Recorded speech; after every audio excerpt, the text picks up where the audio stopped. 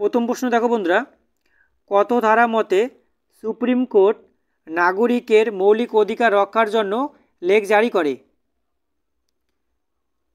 উত্তর হবে 32 নং ধারায়। 32 নং ধারায় সুপ্রিম কোর্ট নাগরিকের মৌলিক অধিকার রক্ষার জন্য লেখ জারি করে। পরের প্রশ্ন দেখো, ব্যক্তি স্বাধীনতা রক্ষার জন্য একজন নাগরিক কার কাছে যাবেন? ব্যক্তি স্বাধীনতা রক্ষার জন্য একজন ব্যক্তি বা নাগরিক যাবেন সুপ্রিম কোর্টে। উত্তর সুপ্রিম কোর্ট। পরের প্রশ্ন দেখো বন্ধুরা, কত সালে সম্পত্তির অধিকারকে মৌলিক অধিকারের তালিকা থেকে বাদ দেওয়া হয়েছে? এই প্রশ্নটি কিন্তু খুবই গুরুত্বপূর্ণ রয়েছে বন্ধুরা। উত্তর 1978 সালে সম্পত্তির অধিকারকে মৌলিক অধিকারের তালিকা থেকে বাদ দেওয়া হয়েছে। 1978 সালে, সালটি অবশ্যই মনে রাখবে।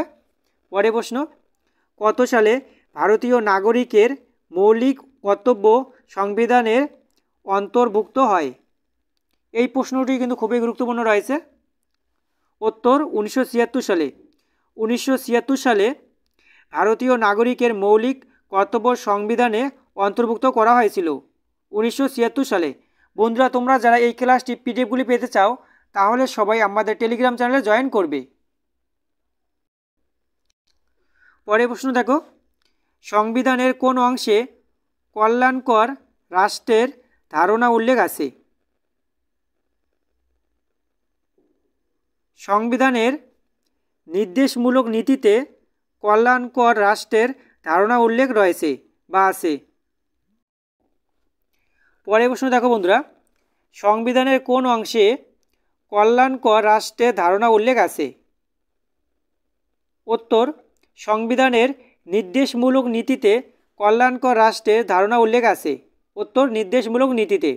পরের প্রশ্ন, কত বছর বয়সে রাষ্ট্রপতি পদপ্রার্থী হওয়া যায়?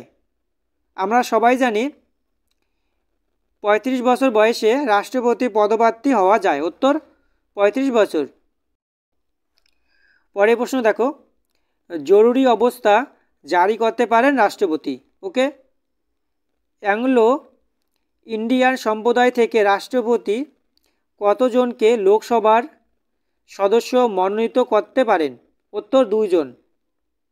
অ্যাংলো ইন্ডিয়ান সম্প্রদায় থেকে রাষ্ট্রপতি মোট 2 জন লোকসভার সদস্য মনোনীত করতে পারেন। বন্ধুরা, তোমরা যারা এই ভিডিওটিকে লাইক করোনি অবশ্যই একটি লাইক করে দিও। আর হ্যাঁ, আমাদের প্রত্যেক দিনের ক্লাসগুলি পেতে চ্যানেলকে সাবস্ক্রাইব করে পাশে থেকো। সংবিধানে কত ধরনের জরুরি অবস্থা সংস্থান আছে? উত্তর 3 ধরনের। সংবিধানে 3 ধরনের জরুরি অবস্থা সংস্থান আছে। পরের প্রশ্ন দেখো, এখন পর্যন্ত কতবার জাতীয় জরুরি অবস্থা জারি করা হয়েছে? খুবই গুরুত্বপূর্ণ প্রশ্ন এটি। এখন পর্যন্ত 3 বার। এখন পর্যন্ত মোট 3 বার জাতীয় জরুরি অবস্থা জারি করা হয়েছিল। ওকে, পরের প্রশ্ন দেখো বন্ধুরা, এখন পর্যন্ত কতবার অর্থনৈতিক জরুরি অবস্থা জারি করা হয়েছে? এখনও পর্যন্ত অর্থনৈতিক জরুরি অবস্থা কোনো জারি করা হয়নি। ওকে, একবারও অর্থনৈতিক জরুরি অবস্থা জারি করা হয়নি। পরের প্রশ্ন, সংবিধানের কত ধারা মতে রাষ্ট্রপতিকে ইমপিচমেন্ট করা যায়? সংবিধানের 61 নং ধারা অনুযায়ী রাষ্ট্রপতিকে ইমপিচমেন্ট করা যায়। ওকে, কত ধারা অনুযায়ী রাষ্ট্রপতি জাতীয় জরুরি অবস্থা জারি করতে পারেন? এই প্রশ্নটি কিন্তু খুবই গুরুত্বপূর্ণ রয়েছে বন্ধুরা। 352 নং ধারা অনুযায়ী রাষ্ট্রপতি জাতীয় জরুরি অবস্থা জারি করতে পারেন। উত্তর 352 নং ধারা অনুযায়ী। পরের প্রশ্ন দেখো, রাষ্ট্রপতির কার্যকাল কত দিনের? রাষ্ট্রপতির কার্যকাল 5 বছরের। ওকে, রাষ্ট্রপতির মৃত্যু হলে রাষ্ট্রপতির দায়িত্বে কে পালন করেন? রাষ্ট্রপতির মৃত্যু হলে রাষ্ট্রপতির দায়িত্বে পালন করেন উপরাষ্ট্রপতি। পরের প্রশ্ন দেখো, রাজ্যসভার চেয়ারম্যান হলেন উপরাষ্ট্রপতি। বন্ধুরা, তোমরা যারা এই ক্লাসটি পিডিএফগুলি পেতে চাও তাহলে তো সবাই আমাদের টেলিগ্রাম চ্যানেলে জয়েন করো, কারণ আমাদের প্রত্যেক দিনের ক্লাসগুলি পিডিএফ টেলিগ্রাম চ্যানেলে দিয়ে থাকি। পরের প্রশ্ন দেখো, কত সালে প্রথম জাতীয় জরুরি অবস্থা জারি করা হয়েছিল? এই প্রশ্নটি কিন্তু খুবই গুরুত্বপূর্ণ রয়েছে বন্ধুরা, অবশ্যই ভালো করে দেখে নিও। 1965 সালে প্রথম জাতীয় জরুরি অবস্থা জারি করা হয়েছিল। উত্তর 1965 সালে। কোন ব্যক্তি সংসদের সদস্য না হয়েও মন্ত্রী পরিষদের সদস্য হতে পারেন সর্বাধিক কত দিনের জন্য? কোনো ব্যক্তি সংসদের সদস্য না হয়েও মন্ত্রী পরিষদের সদস্য হতে পারেন সর্বাধিক 6 মাস। উত্তর 6 মাস। পরের প্রশ্ন দেখো, কোন প্রধানমন্ত্রী তার কার্যকালে কখনোই সংসদে উপস্থিত থাকেননি? উত্তর চৌধুরী চরণ সিং। চৌধুরী চরণ সিং প্রধানমন্ত্রী তার কার্যকালের কখনোই সংসদে উপস্থিত থাকেননি। পরের প্রশ্ন দেখো, রাজ্যসভার সর্বোচ্চ সদস্য সংখ্যা কত? রাজ্যসভার সর্বোচ্চ সদস্য সংখ্যা হলো 250 জন। রাজ্যসভার সদস্যরা কত বছরের জন্য নির্বাচিত হন? খুবই গুরুত্বপূর্ণ প্রশ্ন এটি। রাজ্যসভার সদস্যরা 6 বছরের জন্য নির্বাচিত হয়ে থাকেন।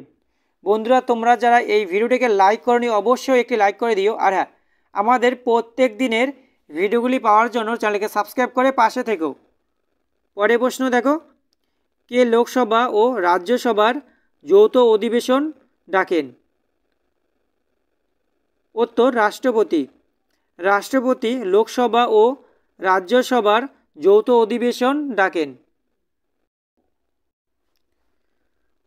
কোনো বিল অর্থ বিল কিনা তার সিদ্ধান্ত নেন কে? কোনো বিল অর্থ বিল না তার সিদ্ধান্ত নেন লোকসভার স্পিকার। উত্তর লোকসভার স্পিকার। কোনো বিলটি সংসদে পেশের আগে রাষ্ট্রপতির আগাম অনুমোদন প্রয়োজন হয় কোন বিলের? উত্তর অর্থ বিলের। ওকে। লোকসভার প্রথম স্পিকার কে? লোকসভার প্রথম স্পিকার হলেন জিভি মাভালঙ্কার। উত্তর জিভি মাভালঙ্কার। পরের প্রশ্ন, কে লোকসভা পরিচালনা করেন? কে লোকসভা পরিচালনা করেন? উত্তর লোকসভার স্পিকার। লোকসভার স্পিকার লোকসভা পরিচালনা করে থাকেন। পরের প্রশ্ন দেখো, সুপ্রিম কোর্টের বিচারপতিগণ কত বছর বয়স পর্যন্ত পদে বহাল থাকেন? এই প্রশ্নটি কিন্তু খুবই গুরুত্বপূর্ণ রয়েছে বন্ধুরা। সুপ্রিম কোর্টের বিচারপতিগণ 65 বছর পর্যন্ত পদে বহাল থাকেন। উত্তর 65 বছর পর্যন্ত। পরের প্রশ্ন দেখো, কে রাজ্যের কার্যনির্বাহক প্রধান? কে রাজ্যের কার্যনির্বাহক প্রধান? উত্তর রাজ্যপাল। রাজ্যপাল তার কার্যাবলীর জন্য কার কাছে দায়ী থাকেন? রাজ্যপাল তার কার্যাবলীর জন্য রাষ্ট্রপতির কাছে দায়ী হয়ে থাকেন। পরের প্রশ্ন দেখো বন্ধুরা, ভারতের নির্বাচন ব্যবস্থা মূলত কোন দেশের নির্বাচন ব্যবস্থার উপর ভিত্তি করে গঠিত হয়েছিল? ভারতের নির্বাচন ব্যবস্থা মূলত ব্রিটেনের নির্বাচন ব্যবস্থার উপর ভিত্তি করে গঠিত হয়েছিল। ওকে। পরের প্রশ্নটি দেখো, ভারতের নির্বাচন আইন অনুসারে ভোট গ্রহণের কত ঘন্টা আগে ভোট প্রচার বন্ধ করতে হয়? এই প্রশ্নটি কিন্তু খুবই গুরুত্বপূর্ণ রয়েছে বন্ধুরা। ভারতের নির্বাচন আইন অনুসারে ভোট গ্রহণের কত ঘন্টা আগে ভোট প্রচার বন্ধ করতে হয়? উত্তর 48 ঘন্টা আগে পর্যন্ত ভোট প্রচারের বন্ধ করতে হয়। ওকে। পঞ্চায়েত নির্বাচনের নির্ঘণ্ট কে করে থাকেন? উত্তর রাজ্য সরকার। পরের প্রশ্ন দেখো, ভারতের প্রথম প্রধান বিচারপতি কে? ভারতের প্রথম প্রধান বিচারপতি হলেন হীরালাল জে কানিয়া। অবশ্যই এগুলো কিন্তু মনে রাখবে বন্ধুরা। পরের প্রশ্ন দেখো, ভারতের প্রথম প্রধানমন্ত্রীকে কে নিয়োগ করেন? ভারতের প্রথম প্রধানমন্ত্রীকে নিয়োগ করেছিলেন গভর্নর জেনারেল। ওকে। কোন রাজ্যে প্রথম রাষ্ট্রপতির শাসন জারি করা হয়? এই প্রশ্নটি কিন্তু খুবই গুরুত্বপূর্ণ রয়েছে বন্ধুরা।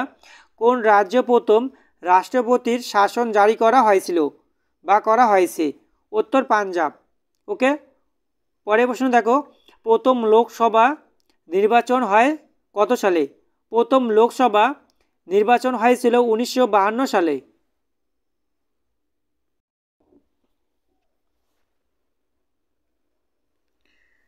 ভারতীয় গণপরিষদের প্রথম অস্থায়ী সভাপতি কে ছিলেন? ভারতীয় গণপরিষদের প্রথম অস্থায়ী সভাপতি ছিলেন সচ্চিদানন্দ সিনহা। বন্ধুরা, আমাদের ভিডিওটি যদি তোমাদের ভালো লেগে থাকে অবশ্যই একটি লাইক করে দিও, আমাদের চ্যানেলটিকে সাবস্ক্রাইব করে পাশে থেকো।